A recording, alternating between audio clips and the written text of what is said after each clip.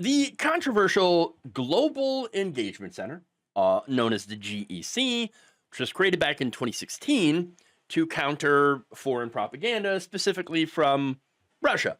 Now, that program was unsurprisingly shut down in 2024 after the victory of President Donald Trump. Now, the GEC, which had operated with a $61 million budget and a staff of like 120, give or take, it was shut down in December of 2024 when the Republican-led Congress declined to renew funding for it. Republicans were like, oh, we don't need that. We don't need the Ministry of Truth. Okay, all right. Well, again, it was controversial. Okay. Now, that GEC was reorganized as the State Department's Counter Foreign Information and Manipulation and Interference Office. That, too, was apparently shut down in April, following a February announcement by Secretary of State Marco Rubio, who had stated that the office had wasted millions of dollars and engaged in censorship. Other Republicans also claimed that the GEC, all it does is sit there and censor conservative opinions. Which ones? Which opinions?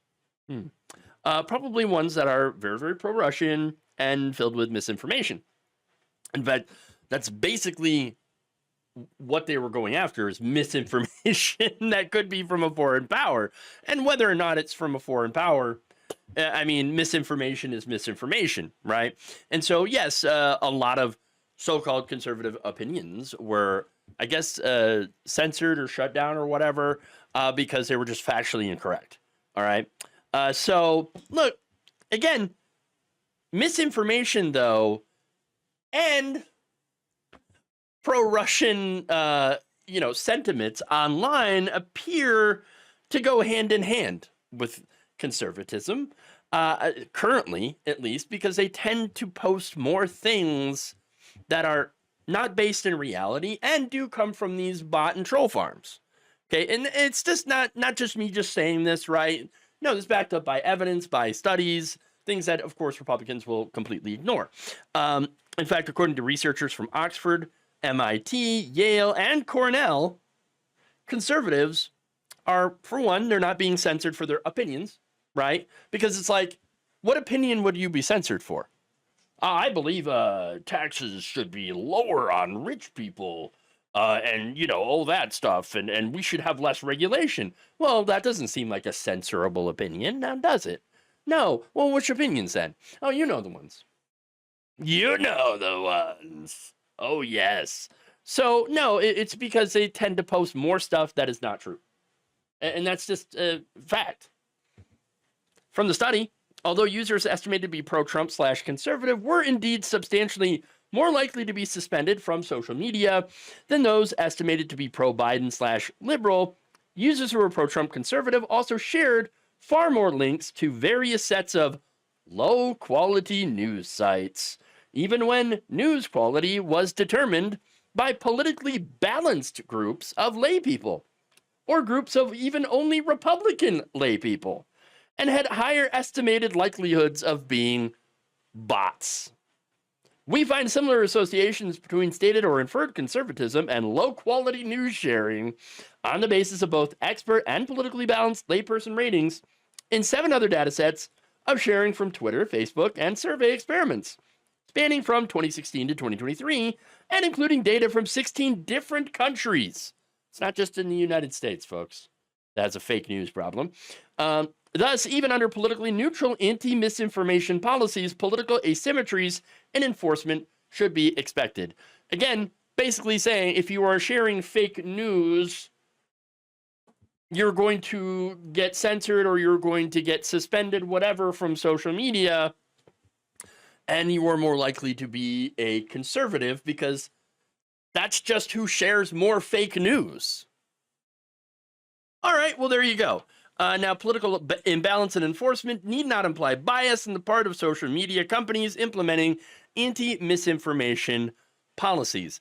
Now, personally, I think that this, attempt to ban people or whatever, or put people on suspension for sharing fake news articles, hasn't exactly worked in combating fake news, right? But that's one of the things that they were trying to do, that they were trying to use, and that was part of what the GEC's mission was, to combat fake news. Okay, now the study in Nature that I was reading from also found that conservatives share more fake news and low quality information. Again, even when Republicans define what counts as untrue or low quality, getting back to the results of that. But anyway, there's that.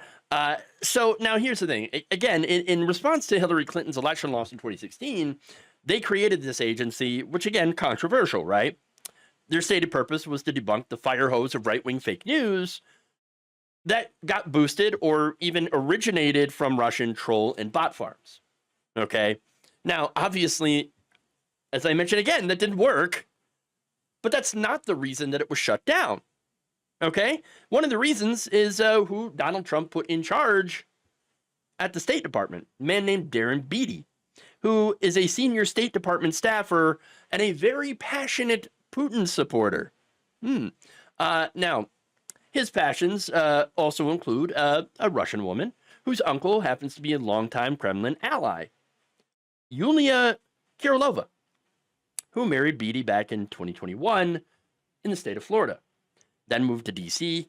in January. Her uncle, Sergei Chernenko, is a drink magnate and had served in Russia's Ministry of Natural Resources, before becoming governor of Siberia's Nenets region. Chernenko later served in Putin's civic chamber from 2008 to 2010. So now I mentioned, of course, that Beattie is a pretty staunch supporter of Vladimir Putin, even more so than I think most conservatives are.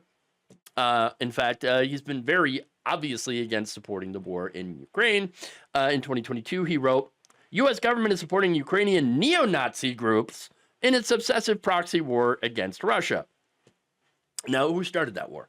Oh, yeah, it would be the Russian government, right? When they launched an invasion. So I don't know how you could, again, argue against that basic reality. The person, or I should say the country, the nation that launched a literal invasion into another country, that is who started it. Okay, that's who started the war part. All right. And I know there were tensions before. Okay. But I'm just saying the actual war part.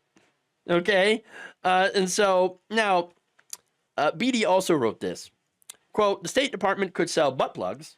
Ooh, wow. All right. Sexual anarchy. And forward the proceeds to fund resistance efforts in Ukraine. Iran-Contra, but with a modern American twist, but yeah, it's actually not like funding the Contras at all. But he also wrote, a big part of American ruling class hatred of Russia is that Russia is a major power that rejects the woke ideology at the core of American regime.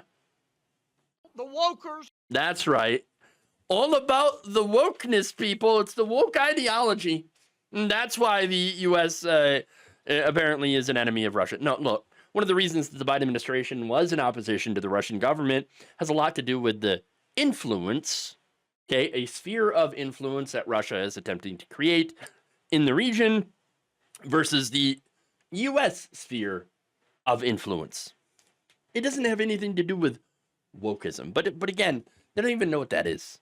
Okay, now that said, one of the other reasons that we're defending Ukraine is that we did get them to surrender their nuclear weapons. And in exchange for that surrender, oh, don't worry. If something happens to you, we will come to protect you. Okay.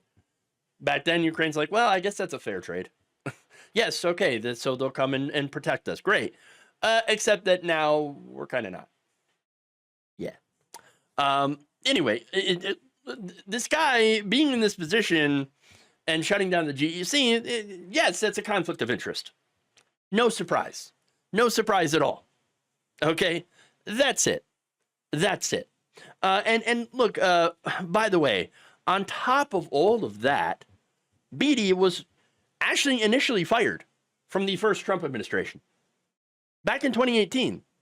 Why? What did he do? Well, he attended a white nationalist conference. Oops. Oh, did you accidentally go to a white nationalist conference? Whoopsie. Not accidentally. Not at all. In fact, he posted stuff like this. Quote, competent white men must be in charge if you want things to work. I mean, here we're looking at that situation, and things are not exactly working. Okay. He said, unfortunately, our entire national ideology is predicated on coddling the feelings of women and minorities and demoralizing competent white men. Now it kind of seems like the opposite. It seems like we're coddling the far right. And again, this is one thing that I have noticed about, let's be honest, like a lot of liberals, okay, are like, let's not upset the right wing. Okay. We know they're babies. Okay. We know that they're going to cry about things if we say something. So let's just keep our heads down and shut up. I don't want to get into a fight. Okay. And yes, that is unfortunately a lot of liberals had been doing that for quite some time, just not wanting to get into a confrontation with the right wing. And of course, there are some who obviously love that confrontation and have no problem with starting it. So, but anyway, yes, you actually absolutely have had that problem with coddling and not upsetting. And this especially is true of the establishment. Okay. Establishment liberals like, Biden, Obama, Harris, all of them were like, ooh, no, we got to reach out to the right wing. We got to reach out to our Republican friends. We got to stop calling them weird. All right. The fever will break. And we just got to reach out to them and bring them into our tent. And so you far lefties, you stop antagonizing the right wing and stop calling them weird. Okay? No, they are weird. They are weird. And we have a situation in this country where for far too long we have coddled fascists. We need to stop doing that. That'd be great. Start calling them weird. Okay? And not just weird, but calling them for exactly who they are and what they are. Okay.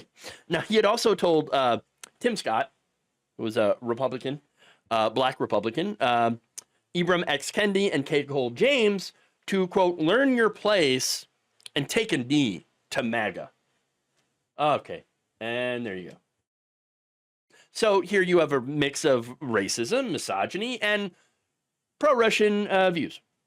Not a surprise combination considering who this administration is and who they work for. Okay. And so no surprise as well that this is the person who also shut down the GEC for good. And again, even if you're on the left, and I know that there were some people who were like, I don't know if this is a good idea, having the government get involved because there are free speech concerns. And I totally get that argument. Okay. But at the same time, it's not about discussing the First Amendment and censorship versus not. No, this is a person with very, very pro-Russian ties being put in a position to enact and tear down any opposition to pushing back against these pro-Russian narratives. And so understand that is exactly what is going on right here with this person, with Beattie, and with this administration.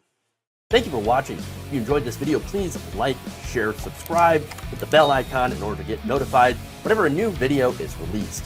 And if you want to support independent, progressive media through this difficult time where it seems like everybody is shutting down, you can become a member on our YouTube page, you can become a subscriber on Facebook, or you can go to my Patreon.